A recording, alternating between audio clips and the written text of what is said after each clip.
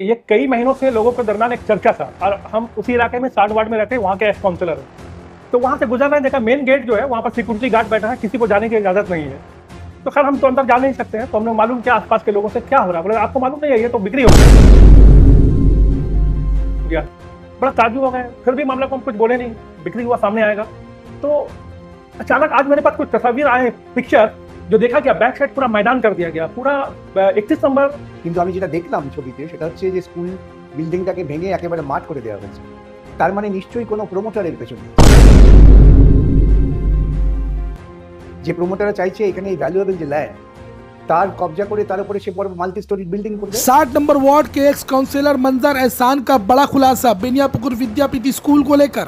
उनका यह कहना है कि बेनियापुकुर विद्यापीठ स्कूल की जमीन को मैदान बना दिया गया है। काफी अरसे से स्कूल का गेट बंद है और अभी तक ये पता नहीं चल पाया है कि वाकई में यहाँ पे इंग्लिश मीडियम स्कूल बनने वाला है। अगर स्कूल बनने वाला है तो स्कूल प्रशासन ने क्यों अभी तक किसी तरह का नोटिस नहीं डाला। और इनका ये कहना है कि ये स्कूल की ज़मीन शायद किसी प्रमोटर के हाथ तो चली गई है।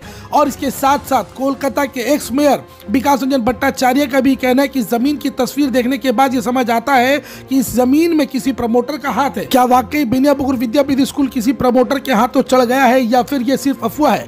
इस मामले को लेकर क्या कहते हैं एक्स काउंसिलर 60 नंबर वार्ड के मंजर एहसान का और क्या कहना है एक्स मेयर कोलकाता के विकास रंजन भट्टाचार्य के इस पूरे मुद्दे को लेकर, आइए देखते हैं पूरी खबर। क्या कुछ कहा है मंजर एहसान और विकास रंजन भट्टाचार्य ने। ये कई महीनों से लोगों के दरमियान एक चर्चा था और हम उसी इलाके में 60 वार्ड में रहते हैं, वहाँ के एक्स काउंसलर हैं।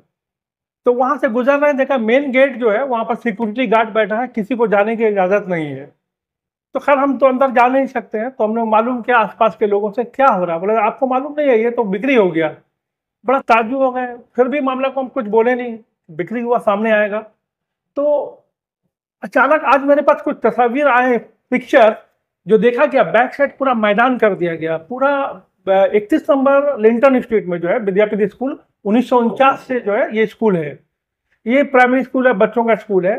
तो यहाँ पर देख के बड़ा अफसोस लगा कि मतलब ये कौन से दौर में हम लोग रह रहे हैं। मगरबी बंगाल में जो है हम लोग का भी जो है लेफ्ट फ्रंट के दौर में हम लोग नए नए स्कूल, देवेंद्र विद्यापीठ है, उसके लिए जो है एमएलए एमपी फंड दिए, मिली अलामीन कॉलेज में दिए, कलाया स्कूल बनाए, पाककर स्कूल, बहुत सारे स्कूल जो है हम लोग को जो है एमपी एमएलए फंड से, विकास दा जो है यहाँ पर वो भी अपने फंड से जो है लोकसभा पार्लियामेंट के मेंबर थे, उस वक्त मेयर थे, उस वक्त भी बहुत सारा काम हुआ है हम लोग का।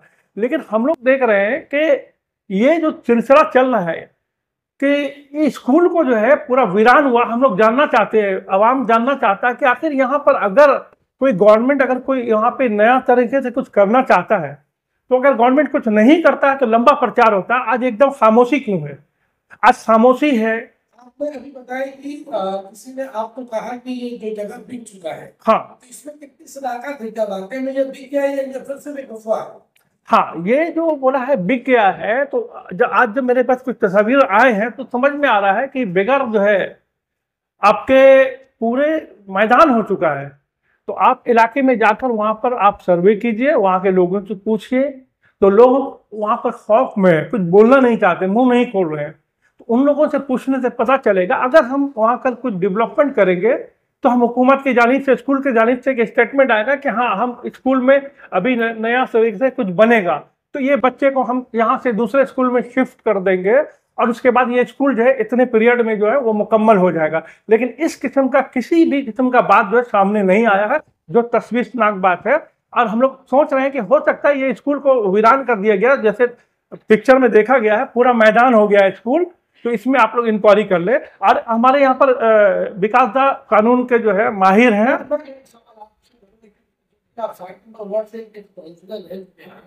क्या ये स्कूल को, क्या इलाके के कुछ लोग अदालत से इस स्कूल से जुड़े थे या फिर अगर खरीद बेच हुआ, खरीद फरोख्त हुआ है तो इसमें खरीदार कौन है और बेचा किस तरह? देखिए, ये जानकारी जो है अभी पूरा पिक्चर क्लियर नहीं आया है। सामने सिक्योरिटी गार्ड है, किसी को इलाके के लोगों को या किसी को जाने नहीं देना। जब आज पिक्चर सामने आया कि पूरा मैदान बना दिया गया, पूरा स्कूल को पूरा मैदान हो गया तोड़कर, तो वहां पर आप लोग इंक्वायरी कीजिए, हम लोग भी जांच कर रहे हैं। जबकि साउथ कोलकाता में आता है 60 नंबर वार्ड और आपके साउथ कोलकाता के सायरा शाह हलीम जो है एमपी कैंडिडेट है, अगर वो जीत जाते हैं तो क्या इस विक्टिम में स्कूल के मामले में क्या उनका हम लोग विचार दे सकेंगे या उनका कोई चिट्ठी हम लोगों को मिलेगा?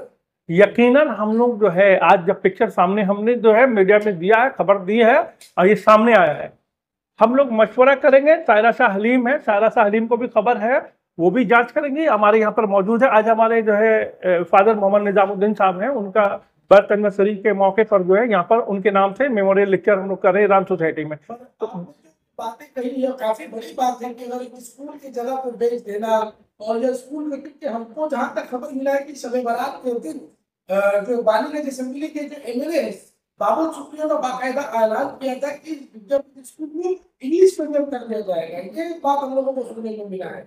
अगर वो बाबुल सुप्रिया ने ऐलान किया था तो वो ऐलान आ जाना चाहिए था, उसका हम लोग को पब्लिक को जानकारी होनी चाहिए, जानकारी होनी चाहिए थी। ये जानकारी नहीं है, ये बड़ी खामोशी जो है। तो ये बात क्लियर होना चाहिए कि ये यहाँ पर डेवलपमेंट क्या करना चाहती है हुकूमत, या एमएलए वहाँ क्या करना चाहते हैं। यहाँ पर सिक्योरिटी गार्ड बैठाकर जो है वहाँ पर जो है वहाँ पर लोगों को जाने नहीं दिया जा रहा है और लोग खामोश है, डरे हुए हैं। দেখুন, এটা একটা সরকারি স্কুল যদি হয় তাহলে সরকারের দায়িত্ব হচ্ছে স্কুলটাকে টিকিয়ে রেখে দরকার হলে স্কুলটাকে এক্সপানশন করা। জমির মালিক যদি প্রাইভেট থেকে থাকে, সেখানে স্কুল চলছে, জমির মালিক স্কুলের বিরুদ্ধে যদি কোনো রকম আইনি পদক্ষেপ করে এভিকশন না করিয়ে থাকে তাহলে সেই মালিকের অধিকার নেই স্কুলের জমির ওপরে হাত দেওয়ার। কিন্তু আমি যেটা দেখলাম ছবিতে সেটা হচ্ছে যে স্কুল বিল্ডিংটাকে ভেঙে একেবারে মাঠ করে দেওয়া হয়েছে। তার মানে নিশ্চয়ই কোনো প্রমোটারের পেছনে আছে, যে প্রমোটাররা চাইছে এখানে এই ভ্যালুয়েবল যে ল্যান্ড তার কবজা করে তার উপরে সে বড় মাল্টি স্টোরি বিল্ডিং করবে। এবং আমরা দেখেছি এই তৃণমূল আমলে এই ঘটনা বারে বারে ঘটছে যে বিভিন্ন জায়গায় প্রমোটাররা ঢুকে পড়ে তারা বহু স্কুল বাড়ি তুলে দিচ্ছে, স্কুলে বাচ্চারা যারা গরিব ঘরের ছেলেমেয়েরা আসছে তাদের ভাগিয়ে দেওয়া হচ্ছে, সেখানে তারা বড় বড় বাড়ি করছে। এর আগে এরকম 2-3টে স্কুলের ব্যাপারে মামলা করে আমরা ঠেকিয়েছিলাম, তখন প্রমোটার বাধ্য হয়ে স্কুল রাখবার জন্য ব্যবস্থা করেছে। এখন তৃণমূল আমলে এই কাঠমানির যে কালচার তৈরি হয়েছে সেই কালচারটা ওরা অনেক বেশি সাস্টেইন করতে পারে যদি এরকম ল্যান্ড তারা গ্র্যাব করতে পারে। আমার এটা শুনে মনে হলো যে এর পেছনে একটা প্রমোটার যে ল্যান্ড গ্র্যাব করছে। এবং এখন দেখবেন সবচেয়ে ভালো ব্যবসা হচ্ছে এডুকেশন অ্যান্ড হেলথ, এবং সেই এডুকেশন অ্যান্ড হেলথে প্রাইভেট ক্যাপিটাল তারা চলে আসছে। এই শহরের বুকে এইরকম একটা জায়গায় যদি একটা তারা প্রাইভেট স্কুল চালু করতে পারে, মুখে বলবে ইংরেজি মিডিয়াম, কিন্তু ছেলেমেয়েরা যারা তাদের মাদার টাঙেই যারা এখনো শিক্ষিত হতে পারছে না তাদের ইংরেজি মিডিয়াম করা মানে হচ্ছে যে প্রান্তিক মানুষ, কলকাতায় অধিকাংশ মানুষ তারা বস্তিতে বসবাস করে। আর এইসব অঞ্চলে যেখানে মূলত ধর্মীয় সংখ্যালঘু সম্প্রদায় আছেন তারা অর্থনৈতিকভাবে দুর্বল, তারা কিন্তু সাফার করছে, তারা ইকোনমিক্যালি উইকার বলে। সেই তাদের এই উইকনেসের সুযোগ নিয়ে এখানে তারা একটা স্কুলের ব্যবসা, এডুকেশন বিজনেস। যদি একটা ট্রাস্ট অ্যাক্টের মতো যদি এই স্কুলটা হয়, যদি সরকারি আছে বা কোন ট্রাস্ট অ্যাক্ট আছে বা জমিদার মালিক কাউকে লিজে দিয়েছিল, হয়তো অনেক জায়গা তো আছে যে স্কুলের জন্য বছরের লিজে আছে, কোনো স্কুল 30 বছর লিজে আছে। যদি লিজ থাকে তার ক্ষেত্রে কি লিজ শেষ হওয়ার পর কি জমিদার মালিক কি স্কুলটা বিক্রি করতে পারে? লিজ যদি শেষ হয়ে গিয়ে থাকে তবে তাকে কোর্টে গিয়ে ওই স্কুলের বিরুদ্ধে মামলা করে এভিকশন নিতে হবে। লিজ শেষ হলেই কেউ জোর করে পজেশন নিতে পারে না, আমাদের ভারতবর্ষের আইনে এটা অনুমোদন দেয় না। তোমাকে লিগালি পজেশন নিতে হবে। আজকে যদি বেআইনিভাবেও দেখা যায় যে আমি আপনার বাড়িতে ঢুকে পড়েছি, তাহলে আমাকে সরাতে গেলে আপনাকে আইনের সাহায্য নিতে হবে।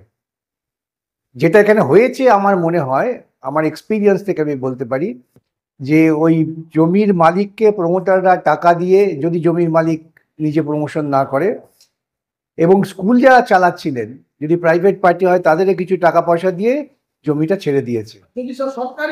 সরকারি হয়, সরকার করতেই পারে না, তবে সরকারকে আগে থেকে নোটিফাই করতে হবে, নোটিফাই করে জানাতে হবে সবাইকে আমরা এই স্কুল ছিল, স্কুলে আমার বন্ধ করে দিচ্ছি, সেখানে আমরা ডেভেলপ করব, কিংবা স্কুলকে আমরা শিফট করে দেব। সরকার একটা স্কুল এভাবে বন্ধ করে ওই জমি ল্যান্ড মাফিয়াদের হাতকে শক্ত করতে পারে না। এটা হয়ে থাকে ইলিগাল। আমি আপনাদের বলবো এলাকার মানুষ মিলে আপনারা একটা পাবলিক ইন্টারেস্ট লিটিগেশন দাখিল করুন।